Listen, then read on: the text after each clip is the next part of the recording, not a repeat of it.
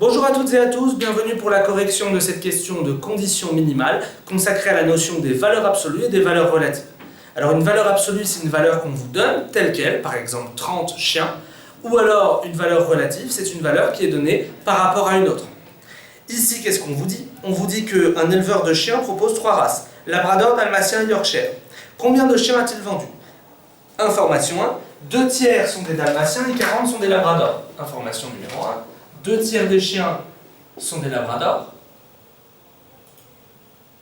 Et deuxième information qu'on vous donne, sont des Dalmatiens. Hop, Dalmatiens.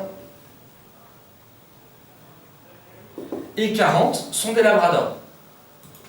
D'accord, mais je n'ai aucune information sur les Yorkshire, et donc du coup je ne peux pas répondre.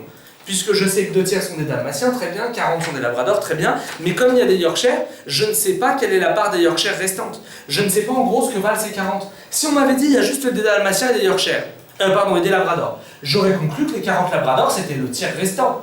Donc 1 tiers égale 40, donc j'aurais pu faire quelque chose. Là, comme il y a des Yorkshire et que j'ai aucune information dessus, je ne peux pas répondre. Il me manque toute une information d'énoncée, et donc je garde de côté les réponses B, C et E. J'écarte la A et j'écarte la D.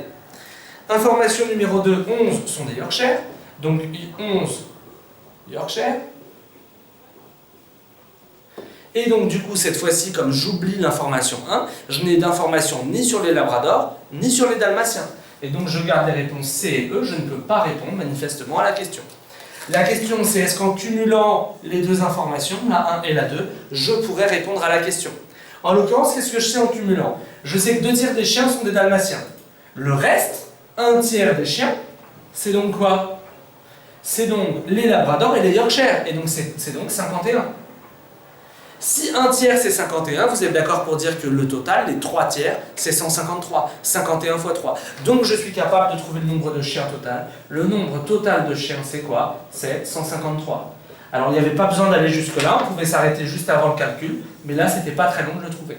La bonne réponse ici, c'est donc réponse C, puisque l'information 1 et l'information 2 ensemble permettaient de répondre. J'avais ici une valeur relative, ici une valeur absolue, ici une valeur absolue, donc je pouvais répondre. N'hésitez pas du coup à consulter nos autres vidéos. Bon courage et à bientôt.